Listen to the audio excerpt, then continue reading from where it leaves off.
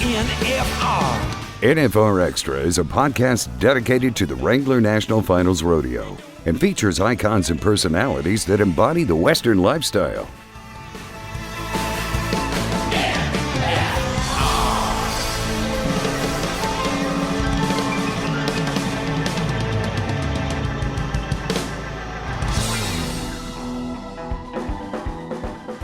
Putting on an event made me respect every rodeo, and I do not give anybody a hard time because I hate everything about putting that event on. I mean, the end, I said, Dad, I want it more than I ever have. And I'm like, you don't have to worry about that. And he said, well, then go get it. And I mean, everything's been going good since then. Yeah. That's another thing. My dad makes me look at it in a bigger picture, better. And he's like, this is the sign, like you need to get it fixed. This is a good time. So fix that. And I mean, now it's pretty dang good. I mean, it's never going to feel good. It's bull riding. It hurts. It should be a t-shirt. Yeah, it's bull riding. It hurts. The Stetson Wright Invitational. It's bull riding. It hurts. Yeah. This is pro rodeo announcer Andy Seiler, and you are listening to NFR Extra.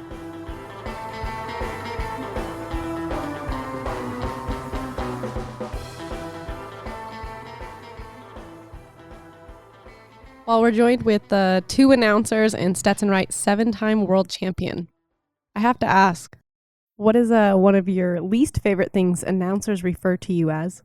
The uncle to every single right that's still rodeos. That annoys me. And I was at a Utah rodeo towards the end of last year, and this guy literally told me, or not me, announced to the whole world that he has got 5 gold buckles and he is just at the age of 33 years old. Nice. He's a veteran. I mean, minus 10, bro. That's some real homework right there. Do you think it was dyslexic? Like he just Yeah. swapped some numbers up and wrong Stetson Wright? He or started off Statler, strong, but he or- hasn't gotten the world championship in the last 8 years. Literally. Yeah. He skipped 10 years of my life. Yeah. I want those back. I know it. Oh. Yeah. How you doing, man? Really good. Good. Yeah. That's, I was telling, is like everybody else, we got here yesterday, and Junior just got back from Brazil, and everybody else kind of flied in. I said, Stetson's the only one with like pep in his step. And then he's like, yeah, he's 23. I was like, Yeah. touche. And I only had a 3-hour drive. Yeah. Yeah. Amen to that. Oh. So, you been back home much, or what do you? Yeah, for the past 2 weeks, I've been home. I just finished putting on my event, the Stetson Wright Invitational bull riding, and that's pretty much all I've been doing for 2 weeks. What's it like being on the production side of the world rather than just entering and showing up? Putting on an event made me respect every rodeo, and I do not give anybody a hard time because I hate everything about putting that event on. I mean, the end goal is what's so great, but I mean, it really opens your eyes to what it takes to, because I go out and get my own sponsors. I have the banners made. I set up meetings. I have to call the riders to get them there. All the help, stock. I mean, I do all that. Like my mom does the stuff with dealing with the county because I'm never home to do it. But we got a 2-people committee, and it's a pain.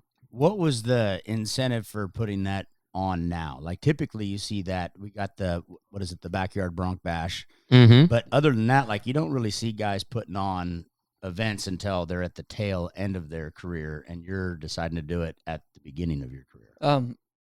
So I was growing up in Utah. It's a lot like here in Nevada. There's nothing that's big if you're in high school and stuff. So I was like, I'll create an event with big money to where big guys still come to it, like the Kai Hamiltons, but then give high school kids the opportunity to ride for big money, like kind of get a taste of what it's like on a daily basis riding at a high level. And there's, like I said, nothing in Utah. And so I wanted to bring something to the county that they have never seen before. And I mean, that's kind of was my idea on it. And it's just gotten bigger and bigger each year. How many years have you been doing that? This was my third year. Is it an invitation? Yep. Deal? It's an invitation. Well, I invite the PRCA guys. I also invite the high school, but I go off their world or their state standings and stuff. Like there is a way to qualify, and then this year I wanted to eliminate any bad bull that there could be. So I had a qualifier the week before to bring 5 guys from that, and that's kind of how it started. Very nice. So all hands on deck from the Wright family then whenever that event's happening. My mom. My mom. She didn't even ask for me to do this event, but all of it got put on her. You said, "Hey, Mom, I have this great idea. Also, can you do it?" Right. Yeah, sure. Yeah, I don't have anything else going on. That's Why pretty not? much how it was. Yeah. I feel like that's most meetings in our office. Like, "Hey, let's do this." Yeah. Okay. Oh, you're gonna do it? Oh, Yep, got it. Okay, got it. Done. Okay. Well, let's change gears. The last time that we were here in Las Vegas, you kind of dropped some jaws at this table when you said your aspirations for goals of, I think it was 30 world championships. Is that right? Well, I want to win 15 all-around world titles. Okay. Because Trevor's got 14. I want to win 15, and I guess depending on how many gold buckles I could win besides the all-around, Right. I don't know. Yeah. So- It's impressive though. 15, especially in the world that you live in. And we're, talking to some of the other rough stock guys. It's like, man, we're so sore getting in there. But you're 2 events for this, and you're getting on more animals on the toughest side of things. And when you go into this deal for the finals, how do you physically feel? I feel really good. Like almost every NFR that I've went to before, I went back to my high school wrestling coach, and they trained me, got me in shape, and like I feel better going into the NFR than I do all year. And honestly, when I leave the NFR, I feel better than I did all year. And like the soreness is like I haven't really had to deal with it yet. Like, well, I'm 23. I haven't. Right.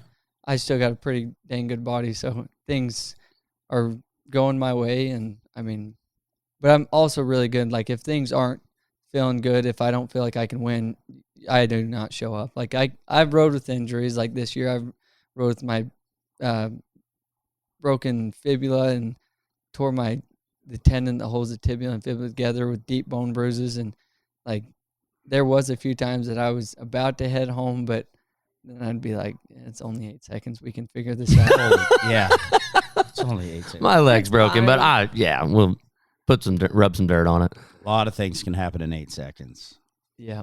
But yeah, it's very impressive. And, it's been very impressive to watch your start and how you're maintaining on this deal too. And I don't know if it's the goals or whatever it is, but like, how do you throughout the entire year maintain that momentum? I mean, you've got an incredible lead right now or going right now in both saddle bronc and in the bull riding. So you've got that going right now, but like for the rest of the year, how do you maintain that? It all comes down to who you travel with and your mindset. Like, and people overlook the mindset of things, and it floors me. They just think they can, like, I don't even know how to explain it. Like, when I show up, I know I'm going to win. Like, when other guys look at the draw, they're like, oh, I got this, and He's got that. Ryder's got this. Like, I don't even know why I'm going. Like, me, when I look at something, I'm like, that guy's, yeah, he's got a better horse than me, but he's the one that's going to look bad. He's got the pressure on him. I don't. I got this 20-pointer that I'm going to turn into a 22-pointer and win the rodeo. Like, I just feel like no matter what I draw, I'm going to win. It doesn't matter if the chance is 0 or the percentage is 0. Like, that's just my mindset on everything, and I'm going to rip everything's head off. And, I mean, you got to have the mindset of you're going to win, and at all costs you'll win. No matter what the cards you're dealt with, you're going to win. Who's the most competitive person in your family? Excluding yourself. With me out, I would say, honestly, we're all pretty even. But Ryder, it's hard for people to look at, but like he's not going to sit there and tell you I'm going to win. Like, he's just going to go do it. And so to me, Ryder's the most competitive because he's just always standing in the back, not trying to get in the limelight, and just comes up and stomps us all the time. It's always the quiet ones. Yeah, and he freaks me out. So is it with everything, like pickup basketball, ping pong? Like it doesn't matter what you guys are doing. Yeah, Ryder's the same in the arena, out of the arena. Ryder's the same person. And then, like, I'm a little more energetic, high-strung. Right. And then Rusty's kind of in between. Rusty and Stow are pretty similar. They're in between. Like, they can be high-strung, but they like staying quiet like Ryder. That's not me. Like, I hate being quiet. That's not my thing. I think that's boring. Like, we were at home the other day, and everybody was teasing me back like a kid, and I looked over at Rusty, and he wasn't smiling. I said, see, when you grow up, you look like that. You look mad. I'm like, I'm staying young. I'm staying a kid forever. The bitter beer face. Right. Oh, gosh. Right. That's awesome. What do you do in the summertime, like when you really start getting to rolling and things aren't quite going your way? Have you run into that yet, or everything has just been like rock and roll? Last summer, 4th of July, I didn't get into any rodeos over the 4th, which it was just probably the worst luck. And this is when your mind wants to get into the pity party and I decided I'd sit out and have the surgery on my wrist because it'd been bugging me since 2019. Well, I have the surgery and I come back and I bucked off the first 10 horses and 10 bulls in a row. And I have not done that since I was like a freshman in high school. Like, I was just like, you're screwed. Like, you went out winning, had surgery, and you come back healthy, and you can't do it. Like, you got a hammer on the wrist. Yeah, you're like, I gotta do it. Break it again. Screw this thing up. So, I mean, the thing that helped me overcome that is I just kept thinking, all right, you're one ride away or one ride closer to the breakout season, and I mean, it was coming slow. Like, them 10 days were probably the longest 10 days I've ever dealt with. And it was in Sheridan, Wyoming, when everything finally clicked again. I made I made a good ride on an okay horse, and then got on a bull, and I'd been bucking off everything and rode him. And it was one that should have bucked me off. He was harder to ride than the past 10 ducks. That was the thing that made it worse. Right. The bulls and horses that were bucking me off, I should have been able to ride with my opposite hand. And I mean, I just kept saying, like, you're one ride away, you're one ride away, you're running. And then it got to the 10th ride, and I'm like, all right, like, is it not coming? We're still one ride away. The package is supposed to be here by now. Is there a point in time when that does happen where you're like, well, hell, I might as well switch to my other hand? Like, some guys do. Yeah, some guys do. I just thought I went out, I was 88 in Greeley right before I had my wrist surgery. So I'm like, this is a perfect time to leave. I'm going out on top, and I'll come back, and it's like riding a bike. You'll just do it. And I could not figure it out, but, I mean, it just took getting on, and I might have just been being timid, wondering if my wrist was fully healthy or not, and it finally flipped. So what'd you have done? I'm not really sure exactly what the bones are called, like staphoid and stuff like that was broke. This bone was broke off, and it was hitting nerves. So it was a good and a bad thing. Like, throughout the day, I couldn't hardly use it or close my hand. There was no strength in it. But then when I would ride, like, the nerves, it was perfect but bad. It would roll in and my hand would lock shut. So bulls couldn't get my hand open. But then after I got off, I couldn't take my helmet off, so I'd be using one hand to take it off, and it just kept getting worse. And it got to the point where I got drawn out of all them 4th of July rodeos. My dad was like, this could be a sign. So that's another thing. My dad makes me look at it in a bigger picture, better, and he's like, this is the sign. Like, you need to get it fixed. This is a good time. So I'm like, all right, we'll use this. And so I went on and fixed that. And, I mean, now it's pretty dang good. I mean, it's never going to feel good. It's bull riding. It hurts. It's bull riding. It hurts. It should be a T-shirt. Yeah, it's bull riding. It hurts. The Stetson Wright Invitational. It's bull riding. It hurts. Yeah.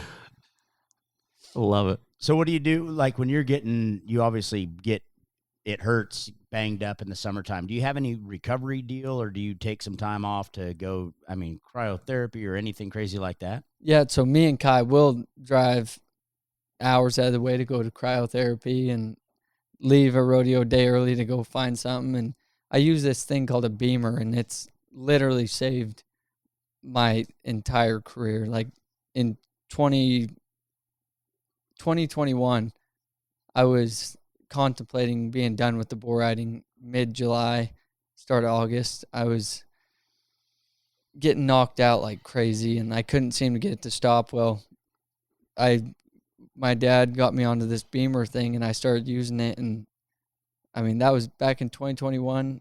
I got knocked out in Kennewick, started using it, and I've not been knocked out since. And I've had far worse hits, but just the way it heals your body is just insane. So Wow. what is the beamer thing? It's supposed to speed up white blood cells and make you recover faster. There's a lot more benefits into it. I'm not very knowledgeable on it, other than I know it works. Like my wrist will get sore. I'll put it on the front of my wrist and then the back of my wrist for 8 minutes at a time, 3 to 4 times a day. And within Like a day, wrap? Is it a wrap sort of a It's deal? kind of like It's a like- blanket, but there's well- small portions to it too. Like you Okay. could lay on it. Some of so them. for my head, I'd lay on the little blanket pad they have, and I'd sleep on it. And then there's like this little disc. I just set it right over where the pain is at. Yeah. And within first 3 sessions of doing it, the pain's gone, and Wow. I don't even notice that I was hurting. I don't ride bulls, but I'm getting old, so I think I need to look Oh, into and I this. bought Yeah. one for my dad, and he uses it every day. And and that's another thing. Does it ups your energy, makes you sleep better. And I mean, I'm not lying at all. You can go look into it, do it, and absolutely think it's not going to work, and it'll work. I thought it was maybe a mind thing, but They If are it- pretty yeah. fabulous. They actually have like the horse versions and everything now. Ah. Like it's come a long ways. Does it work for recovering from long nights in places that you don't remember where you went? Yeah. It does? actually it does. I need that blanket now. But if you don't drink a lot of water while you're on it, your kidneys will hurt. Oh, really? Yeah. Ah. When I first got it, I was abusing it, like using it constantly, more than I was supposed to. And my everything started hurting. I'm like, what the heck? Well, then I talked to the lady that I got it from. She's like, you drinking water? I'm like, no. She's like, yeah, you have to drink a lot of water using it just what you're supposed to, and you're using it way too much. So Right. you're probably going to hurt. Well, because it detoxes essentially, Yeah. pushes it all out. My kidney might pop out of me right now. No comment. Let's take a quick pause, and we'll be right back. When the Wrangler National Finals Rodeo is in town in December, it's also time to celebrate the Western lifestyle with the Cowboy Channel Cowboy Christmas. Catch live shows on the Ariat Rodeo live stage, check out the Yeti Junior World Finals, get close up with the NFR contestant autograph sessions, and enjoy the entire day.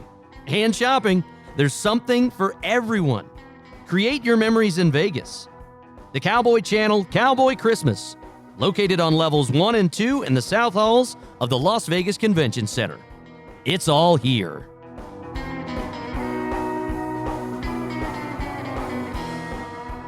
So, tell us about your daughter, because she's growing up fast.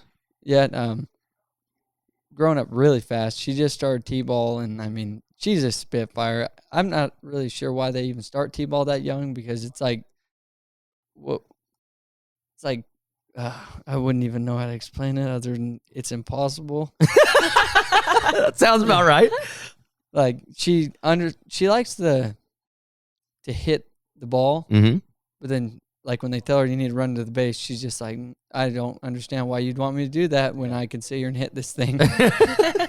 So she's really good at hitting, but when it comes to running around, she's like, no, someone else can do that. Sounds Someone pretty smart. fetch the ball. Yeah, she's actually seems really smart. How old is she now? She's 3.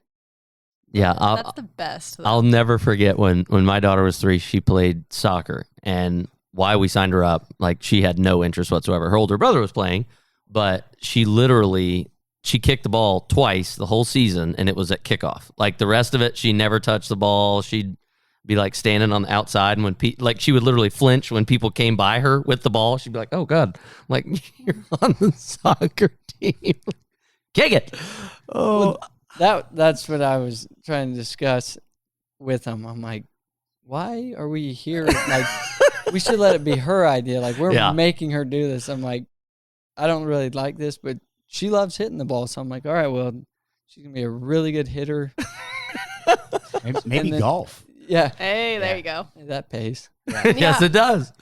Golf, hit, cart, drive. Anything other than rodeo, I'd be happy if she did. Yeah. Yep. That's a great idea, actually. So does she travel with you during the summertime? No, I not yet.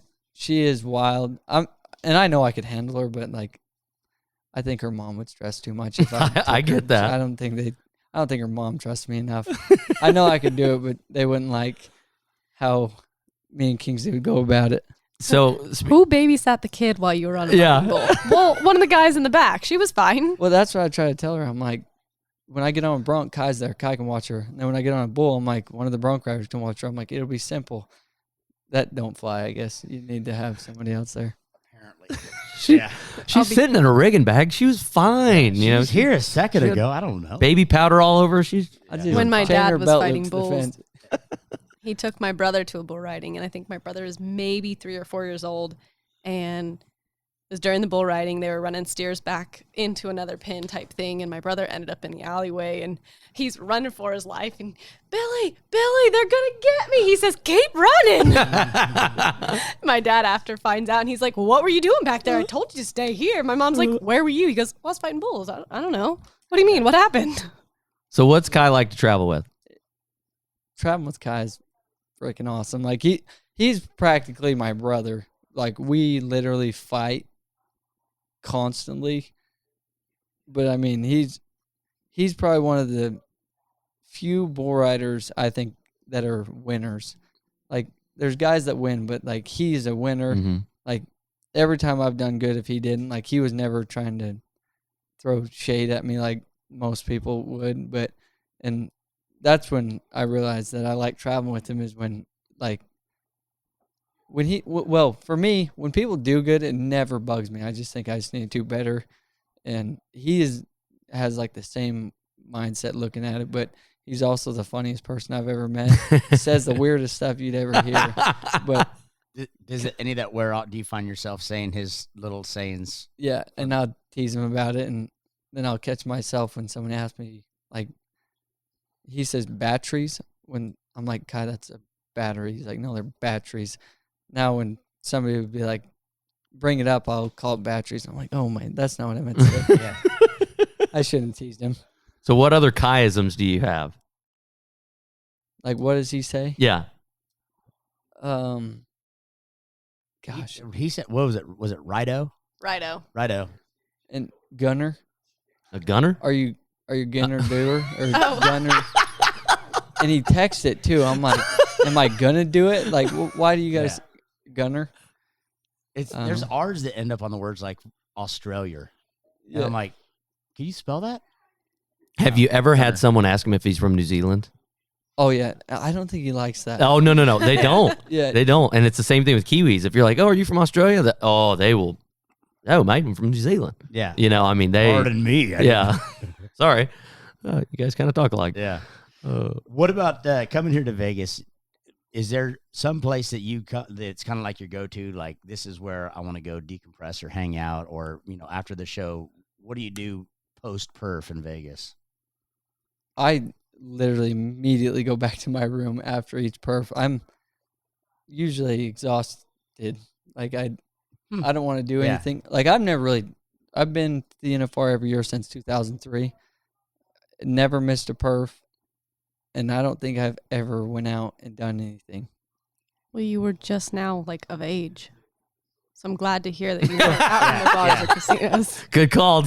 Yeah. Yeah. So what about like food? Is there any food in Vegas, or is it just like simple, go to the store? Did you have mom's spaghetti this year? No. Oh. Wait, is your mom famous for spaghetti? Did I miss an email? My mom's famous for everything, I swear. Yeah. But when my dad, the last few NFRs that he made, well, I shouldn't say few, from 2018 to 16, we were always in, they'd rent houses and stuff. So we just eat what she cooked, which was awesome because I'm not a fan of fancy food in Vegas. Sure. I guess I have bad taste buds or something. But I like. First thing Stetson said when he got here, that Chinese place I went to today, not very good. I said, what was it? I was not I don't even impressed. know. But yeah. So is it pretty simple? What kind of? I mean, Meatballs, meat sauce. Yeah. I mean, come on, you give us some of the ingredients Oh, of mom's spaghetti. On the spaghetti. Yeah. So people just set the noodles down, put the sauce on top. That's so wrong. That's like you're probably gonna end up in hell. So she cooks the noodles and sauce together, and that way it mixes in, and it's pretty good.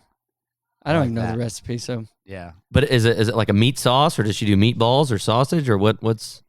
she does like hamburger Okay, yeah. And meat Okay, sauce. yep. Yeah. meat sauce. And Oh yeah.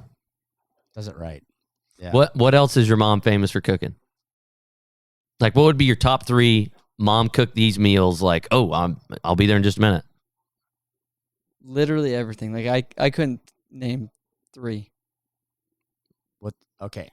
We got to narrow it down. 1 besides spaghetti. What's one more? She makes this stuff called, I think it's cowboy casserole. Yeah. That's Pretty really, legit. really good, but she doesn't do it very often. Well, that's the thing that's interesting too. Is as big as your family is. I was just fixing to say. It's not like we're having pork. I mean, you're cooking for a large amount of people. She brings in the covered wagon, and Yeah. she's like, "All right, here it is." Ring in the triangle, straggling in whenever they get in. Yeah, that's awesome. She's awesome. Yeah. But I need to quit making bets with her. What do you mean? Well, I set myself up to lose for a bet. So at the American this year, Okay. she called me, and I'd been trying to buy a Ram Dynamax, Okay. big old RV, whatever. Well, she's always wanted a Jeep. And I'm like, Mom, if I win the American, like in either event, can I buy a Ram Dynamax? She was like, no, but if you win both, you have to buy me a Jeep. And I'm just like, okay, whatever. I'll buy you a Jeep if I win both of them. Well, I ended up winning both of them. And she's like, you don't have to buy me a Jeep. I was just joking. She's like, just fly us out to Houston. So we flew, my mom, my dad, sister.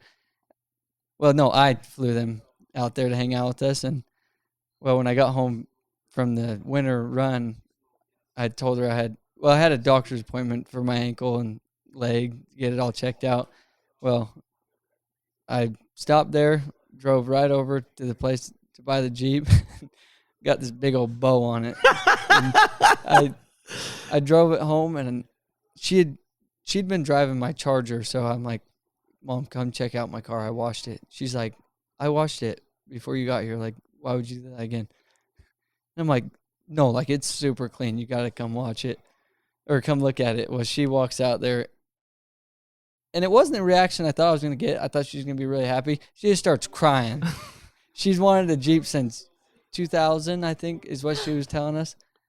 And I'm like, you're crying over a car? Are you kidding me, Mom? I'm sorry. It's supposed to be a happy day. Actually, I'll take it back. Sorry, my bad. That's awesome, man. Yeah, that's cool. Does your dad have any, you saying how he kind of makes you look at the big picture of things? So where you're at now, I mean, does he still have those little words of advice that really resonate with you? Or is it just kind of like, you got to figure it out? Oh, he says a lot to me. And I know I don't have anything figured out. I just know to keep a positive mindset. But the other day coming back from Clovis, we had a long talk, but I'd been struggling riding bulls. I wasn't not doing good, but I wasn't doing the way I wanted. And I was second there, third, and it just pisses me off. But he called me before Clovis and said, I'm going to pull up, like when you get home, I'm going to get some videos of back when you rode steers. He's like, that's how you need to ride, is when you rode steers. I'm like, okay. I'm like, I know what you're talking about. And I told him right before I hung up the phone, getting on in Clovis in the bull ride, and I said, I'm going to make the perfect ride that you've been wanting to see. Well, I'm not going to say it's perfect because there's no such thing, but I made a really good ride, and whatever, he sent me a thumbs up and said it was perfect. But that's what he does. He boosts my ego, and he's always trying to help me. But on the way home, like I'm not the best about working out. I'll do it right before the NFR, but I should be doing it better throughout the year. And he'll say things that will like he's not putting you down, but makes you like think you are taking what you're doing for granted. But he said, I feel like you're 5 years old again wrestling, and I'm on the side of the mat. Like you don't know what you're doing, or I want you to win so bad, but you don't give a shit. Them were his exact words, because really it's like me going to the T-ball game. I want her to do hold good, on, hold on. Yeah, and it wasn't even like rude, but it like fired me up, and I'm like, I said, Dad, I want it more than I ever have, and I'm like, you don't have to worry about that. And he said, well, then go get it. And I mean, everything's been going good since then. Yeah. Well, that's awesome. And the other thing too is like it's a parent's job to keep you humble and to keep you focused. I mean, I'll never forget. I had a similar moment, not nearly as big as yours, but me and my partner won the high school finals, but we were 9 in the short round. Like, who cares, you know? So we're driving home from Gillette to Florida, and I'm feeling pretty good about myself. And I literally said, "Hey, Dad, we did a pretty good job, didn't we?" And he goes, "Yeah, you could have been faster." And it's like, you literally just won a national title, but it was my dad's way of going, hey, like, you left some meat on the bone. Exactly. Like there's more that can be done here. And, until you're hanging your rope up, like the job's not finished. Like there's other things that we can go back and work on. And that's a father's love. So it's good that you have a parent that is like, hey, I'm not just going to keep telling you, hey, you're Stetson Wright. You're in La La Land. Yeah. You're God's gift to rodeo. Right. It's like, no, if you don't keep working at that, right, somebody else is going to beat you, because somebody else is going to be hungry too. Well, or you get lackadaisical and kind of just like, well, I mean, like the 10, getting bucked off 10 in a row, you know what I mean, on both sides, to where it's like, all right, you can get hurt. Like you said, bull riding, it hurts, but like there are consequences to where you start laying off the gas, and, either somebody else comes from the backfield and runs past you, or you get lazy, and it's like, that's not the one to get lazy on. So yeah, he tries to reassure me, like, don't be comfortable, and like that's what I felt like I was doing. Yeah, it was just like my mindset was, you're gonna win on anything, but I kind of ruined the way that is supposed to be. Like, I'm gonna do it, but I'm gonna do it better than ever, to where I was just like, you're gonna win, and I was getting lackadaisical, and I mean, it started showing in my ride, and like I was getting them rode, but it was coming down to the judge's clock, because I was being lazy. And I mean, he, like I said, he wasn't putting me down, but dang for sure made me open my eyes. And I mean, that I could have took that as kiss my ass, you're being rude, or right, and well, as soon as he said it, I just thought, like, he knows, like, clearly I'm not doing my job, or else I wouldn't be on this phone call right now listening. Like, yeah, there's a reason we're having this conversation. Yeah. So, and I mean, if he's going to take the time out of his day to tell me what he thinks I could do better, I'm dang for sure going to listen, because the way he won and the way he went about his career is just how I want to do mine. Yeah, class act for sure. Well, that's outstanding, brother, and we look forward to seeing you hopefully win the Triple Crown this year. That'd be a good little ornament to put on the tree, wouldn't it? Oh, that'd be so awesome. Well, keep it up, keep working hard, and we look forward to seeing you when you get back to Vegas. Thanks. Thank you, Stetson. Thank you. Want to experience more of the NFR? Then visit NFRexperience.com, and we invite you to subscribe to NFR Extra on Apple Podcast, Spotify, iHeartRadio, and wherever you're listening right now. If you like what you've heard on NFR Extra, we would love it if you gave us a 5-star rating and tell your friends how to subscribe.